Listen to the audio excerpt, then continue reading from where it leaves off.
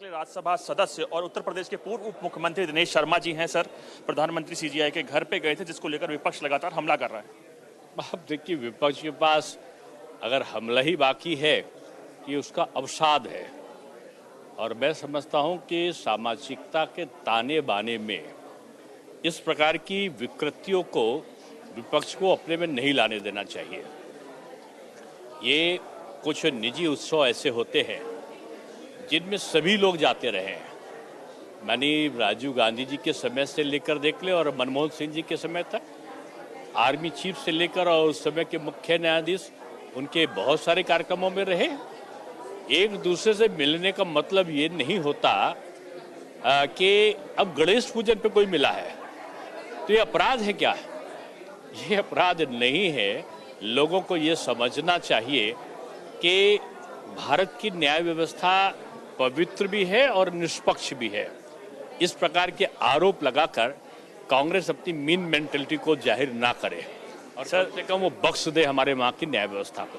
Sir, Akhilesh Yadav आज बैठक कर रहे हैं और उनका मेन जो फोकस है वो मिल्कीपुर है, अयोध्या, और बीजेपी भी लगातार कोशिश कर रही है कि इस बार उपचुनाव में मिल्कीपुर जीता जा सके। भाजपा सभी सीटों पर अपना अच्छा प्रदर्शन करेगी और जो विपक्ष का सपना है नकली पीडीए, ये पीड़ित उनसे पूछा, मिल्कीपुर वाले पूछ रहे हैं कि जो पीडीए बनाए तो हो, लेकिन पीडीए जो अति पिछड़ी महिला के साथ में उनके पार्टी के एक नेता ने जो दुष्कृत्य किया है उस पर आप क्या कर रहे हो?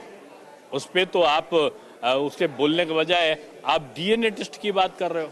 डीएनए मिल जाता है तो आप कहते हो कि इनका कोई और टेस्ट होना चाहिए। तो आपकी जो निर्लज्जता है विपक्षी दलों की, उसका जवाब देने के लिए तैयार है जनता।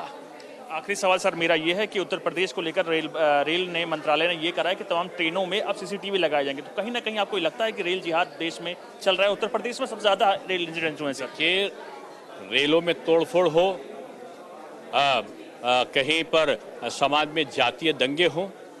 आज आपके चैनल पे कह रहा हूं, अंदर अंदर छोटी छोटी बैठकें कराकर अल्पसंख्यकों के द्वारा एक बहुत बड़े प्रदर्शन कराने की जो साजिश है वो विपक्ष रच रहा है। और विपक्ष चाहता है कि सीएए के मामले में जैसे एक अस्थिरता का, अराजकता का वातावरण हुआ था, वैसा ही जो वक्फ बोर्ड का विषय है या कोई और विषय लाओ, अलग अलग विषय लाकर भारत में बांग्लादेश की तरीके से, पाकिस्तान और श्रीलंका की तरीके से अराजकता, हिंसा, मारपीट, दंगे, इनको कराकर सरकार को कमजोर करो। विपक्ष का ये सपना मोदी जी और योगी जी के रहते पूरा नहीं होने वाला। सर, कौन है वो लोग? जाहिर सी बात है, जो सत्ता की लालच में अपने आप को देश को की कीमत पर राजनीति करना चाहते हैं, उनको देश बड़ा मानना चाहिए। हमसे बात करने का शुक्रिया सर। ये थे बीजेपी के वरिष्ठ नेता दिनेश शर्मा जी, उत्तर प्रदेश के पूर्व मुख्यमंत्री भी रहे हैं, वर्तमान में राज्यसभा सदस्य। उनका साफ कहना है कि सत्ता के लालच को लेकर विपक्ष तमाम चीजें गढ़ रहा है। कैमरामैन भूषण के साथ